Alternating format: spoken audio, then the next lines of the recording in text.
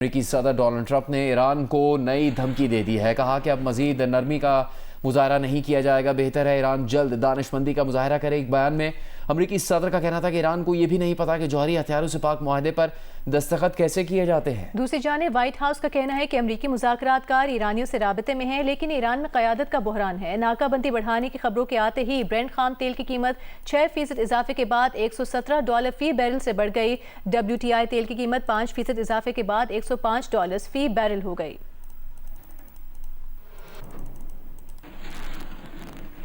अमरीकी वज़ीर जंग पीट हेगसेथ ने कांग्रेस कमेटी में पेशी के मौके पर कहा है कि ट्रंप इंतजामिया को ईरान जंग में से बड़ा चैलेंज कांग्रेस अरकान की मुखालिफत का है।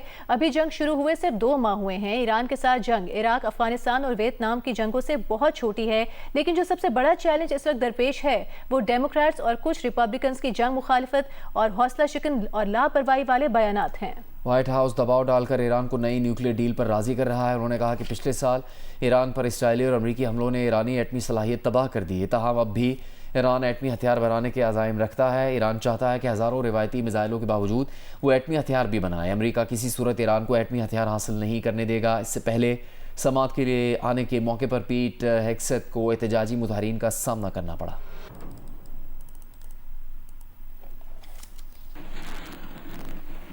पीट हेगसेथ की आर्म सर्विसेज कमेटी को ब्रीफिंग के दौरान पेंटागन के फाइनेंशियल ऑफिसर ने बताया कि ईरान से जंग में अब तक $25 अरब खर्च हो चुके हैं। ज्यादा रकम हथियारों पर और कुछ मेंटेनेंस और आलात की तब्दीली पर खर्च हुई है। जंग के खर्च को इसलिए अहम करार दिया जा रहा है कि ट्रंप इंतजामी ने साल 2027 के $1.5 ट्रिलियन के दिफाई बजट की दरख्वास्त कर रखी है। बजट बढ़ाने की इस दरख्वास्त के दिफा में पीट हेगसेथ का कहना था कि ट्रंप इंतजामिया का हदफ है कि वो अमरीकी दिफाई सनती निज़ाम को जंगी बुनियादों पर चलने वाले निज़ाम की तरफ ले जाएं। कमेटी को बताया गया कि ईरान के साथ जंग में अब तक 13 अमरीकी फौजी हलाक हो चुके हैं।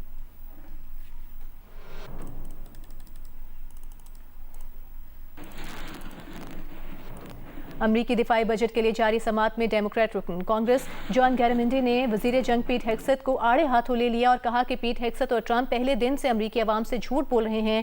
ट्रंप जंग करके मशरिक़ वुस्ता की दलदल में धंस चुके हैं। ईरानी क़यादत और ईरान की फ़ौजी सलाहियत आज भी कायम है। अमेरिका के 13 फ़ौजी हलाक, सैकड़ों ज़ख्मी हो चुके। तनाज़े ने ईरान के चीन, रूस और शुमाली कोरिया से ताल्लुकात को मजबूत कर दिया। ईरान से जंग अमेरिका का खुद का लगाया गया ज़ख्म साबित हो रही है। वज़ीर जंग पीट हेगसेथ ने जॉन गैरामंडी की तनकीद को मुस्तरद करते हुए कहा कि ऐसी बातें अमरीकी मुखालिफिन को प्रोपेगेंडे का मवाद फराहम करेंगी। ट्रंप से नफरत ने आपको अंधा कर दिया है।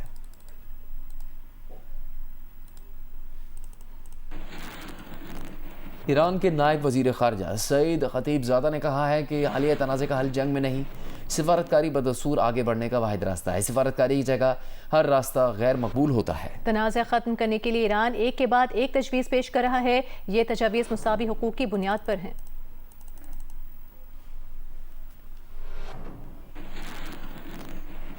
अमरीकी chairman joint chiefs of staff general Dan Caine ने कहा है कि अमरीकी फौज को बरवक्त और कायम रहने वाली सरमायाकारी की ज़रूरत है।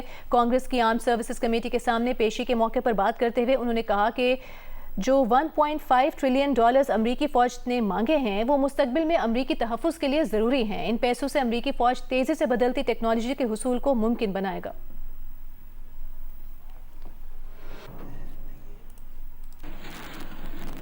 अमरीकी सदर डोनाल्ड ट्रंप ने तेल कंपनियों के आला हुकाम से मुलाकात की है। व्हाइट हाउस के हुकाम के मुताबिक मुलाकात में ईरान के खिलाफ नाकाबंदी तवील होने की सूरत में आलमी ऑयल मार्केट पर मशावरत की गई है। डोनाल्ड ट्रंप ने तेल कीमतों में इस्तेहकाम के लिए इक़दामात पर तबादला ख्याल किया। व्हाइट हाउस हुकाम का कहना है कि अमरीकी सदर ईरान को कभी भी जौहरी हथियार हासिल नहीं करने देंगे।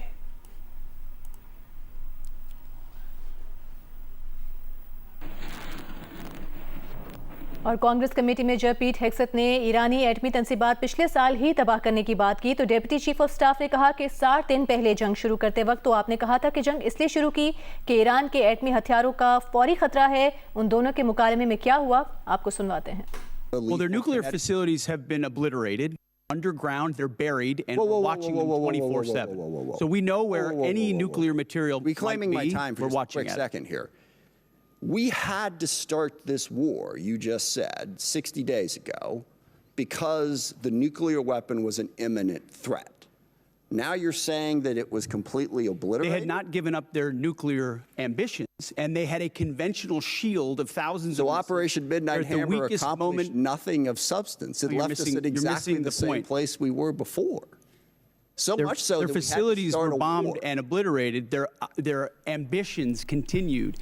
अभी आपके लिए अहम खबर, अमरीकी सदर डोनाल्ड ट्रंप ने अमरीकी वेबसाइट एक्सियोस से बात करते हुए कहा है कि उन्होंने आबरा हुर्मुज़ खोलने और ईरानी पानियों की नाकाबंदी ख़त्म करने की ईरानी तजवीज़ मुस्तरद कर दी है। नाकाबंदी ख़त्म करने से पहले ईरानियों को अपने एटमी प्रोग्राम पर कुछ ज़मानतें देनी होंगी। ये बात तय है कि ईरान एटमी हथियार नहीं रख सकता। उन्होंने कहा कि ईरानी समुद्रों की नाकाबंदी एक तरह से बमबारी से ज़्यादा मौसर साबित हो रही है। इस नाकाबंदी से ईरानियों का दम घुट रहा है और आगे चलकर ये उनके लिए बदतरीन हो जाएगा। उन्होंने कहा कि वो सिर्फ नाकाबंदी के मौसर होने पर बात करेंगे। इंटरव्यू देते हुए वो अमेरिका के अगले फौजी मंसूबों पर बात नहीं करेंगे।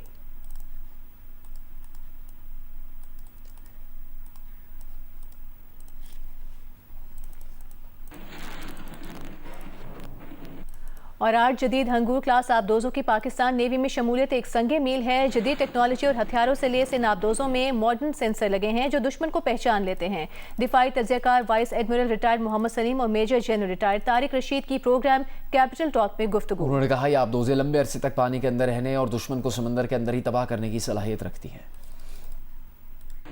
ये जो पाकिस्तान नेवी का जो फ्लीट है उसमें ये जो आबदोज़ें शामिल की जा रही हैं तो इसकी कोई अहमियत हमें बताएं। ये 8 सबमरीन्स पाकिस्तान नेवी के अंदर शामिल हो जाएंगी। ये तो एक बहुत ही संग मील है पाकिस्तान नेवी के लिए कि इसके अंदर इतनी पोटेंट, इतनी कैपेबल सबमरीन्स इसमें शामिल हो रही हैं। इनके देखिए, इनके अगर सबमरीन्स की हम बात करें तो एज ए प्लेटफॉर्म जो सबमरीन है वो बहुत ही ज़्यादा टेक्नोलॉजिकली एडवांस प्लेटफॉर्म है। ये समंदर के नीचे काफ़ी लंबे अरसे तक रह सकता है। इसके अंदर एयर इंडिपेंडेंट प्रोपल्शन सिस्टम है जिसकी वजह से सबमरीन अनडिटेक्टेड काफ़ी लंबे अरसे तक सतह समंदर के नीचे रह सकती है। हंगूर क्लास 8 सबमरीन ले रहे हैं चाइना से। देखें इनकी नेचर स्टेल्थ है, इसमें स्टेल्थ कैपेबिलिटी है और ये एक महीने तक समंदर के नीचे रहते हुए बगैर सरफेस पे आए ऑपरेट कर सकती हैं। तो इससे हमारी जो नेवी जो थी ना, पहले सिर्फ कोस्टल डिफेंस करती थी या सी लाइन ऑफ कम्युनिकेशन को प्रोटेक्ट करती थी अपने पोर्ट्स को, अब हम ग्रीन नेवी से ऐसा बढ़ रहे हैं ब्लू वाटर नेवी की तरफ। अब हमारी रीच जो है वो रीजन में हम इफेक्टिव होंगे इंशाल्लाह ताला।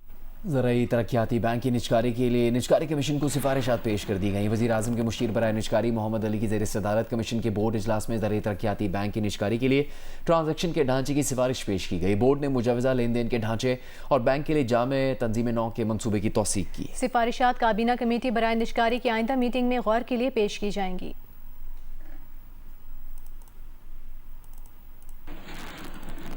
वज़ीर आज़म शहबाज शरीफ का कहना है कि अमरीका ईरान जंग के खात्मे के लिए पाकिस्तान की कोशिशें जारी हैं। विफाकी काबीना के इजलास से खिताब में वज़ीर आज़म ने कहा कि पाकिस्तान ने खित्ते में अमन के लिए सिद्क़े दिल से कोशिशें की, फील्ड मार्शल ने हिम्मत नहीं हारी। पाकिस्तान की कोशिशों के नतीजे में अमरीका ईरान जंगबंदी में तोसी हुई है जो अब तक जारी है। ईरान और अमेरिका के दरमियान जो पाकिस्तान ने अल्लाह ताला के फजल करम से जो बातचीत का जो सिलसिला यहाँ पर हुआ, बेपनाह काविशें की गई पाकिस्तान की तरफ से, जिसमें फील्ड मार्शल सईद आसिम मुनीर और इसहाक डार साहब बहुत कोशिश की सदके दिल के साथ ताकि ख़त्ते में अमन कायम हो, और फील्ड मार्शल साहब ने हिम्मत नहीं हारी और दिन रात इसके ऊपर कोशिशें होती रहीं। और इस तरह आप जानते हैं कि सीज़ फायर में फिर एक्सटेंशन हुई जो हनूस जारी है। जिस वक्त मैं आपसे बात कर रहा हूँ ये अमन के लिए काविशें पाकिस्तान की हनूस जारी हैं। हमारी जो ड्यू लोन्स थे $3.5 अरब के बायलैटरल, वो अल्हम्दुलिल्लाह वो अदा हो चुके, और हमारे जो फेडरल रिज़र्व जो है वो भी अपनी जगह वो उसी सतह पर हैं और लोन्स भी हमने पे कर दिए। इसके लिए हम सऊदी अरब के क्राउन प्रिंस हैं, हमारे इंतहाई काबिल एहतराम भाई मोहम्मद बिन सलमान, और सऊदी अरब के जो बादशाह हैं उनके हम बेपनाह शुक्रगुज़ार हैं कि उन्होंने हमारा ये मसला फिलफॉर हल किया। पंजाब की सीनियर वज़ीर मरीम औरंगज़ेब का कहना है कि माल का हक में जिसने भी अपना किरदार अदा किया हम उसे सलाम पेश करते हैं। इन ख्यालात का इजहार उन्होंने पंजाब असम्बली में खिताब के दौरान किया। जिस मार्का हक के डायरेक्टर की इन्होंने बात की है, मैं उस फील्ड मार्शल आसिम मुनीर को सलाम पेश करती हूँ। जिस मार्का हक जिस वजीर आजम ने लड़ा है, मैं उस वजीर आजम को सलाम पेश करती हूँ। जिस मार्का हक के अंदर जिस फौजी ने, जिस सिविलियन ने अपना किरदार अदा किया है, हम सब उसको सलाम पेश करते हैं। कराची में शारा भुट्टो के करीब ताजिर से 25 लाख की डकैती का मुकदमा 17 दिन बाद दर्ज कर लिया गया। मुकदमा डकैती और तशद्दुद की दफात के तहत थाना कोरंगी सनती एरिया में दर्ज किया गया है। पुलिस के मुताबिक मुकदमा मुतासरा ताजिर हफीजुर रहमान के कंपनी मैनेजर काशिफ मंजूर की मुद्दत में थाना कोरंगी सनती एरिया में दर्ज किया गया। मुद्दई का मौक़िफ़ है कि कंपनी मालिक हफीजुर रहमान 11 अप्रैल की रात 12:30 बजे दफ्तर से निकले और डिफेंस में वाक़ घर जाने के लिए शाहराह भुट्टो पर सफ़र किया। रात 1:12 पर शाहराह भुट्टो से उतरते ही KPT फ्लाईओवर मुड़ने लगे तो गाड़ी को अकब से दूसरी गाड़ी ने टक्कर मार दी। मुद्दई का कहना है कि हफीजुर रहमान बाहर निकलकर देखने लगे तो कार के पीछे मौजूद 4 मोटरसाइकिलों पर मुल्जिमान मौजूद थे।